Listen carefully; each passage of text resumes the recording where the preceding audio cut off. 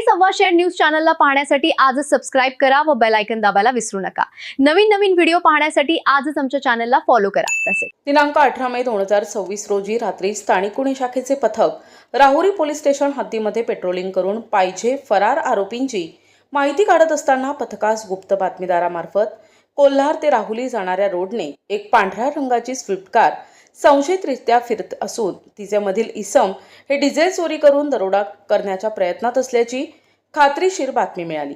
पथकाने तात्काळ राहुरी फॅक्टरी ते कोल्हार रोडने पेट्रोलिंग करून संशयित वाहनाचा शोध घेत असताना गुहागाव परिसरात बातमीतील नमूद वाहन कोल्हार गावाकडून राहुरीच्या दिशेने येताना दिसली।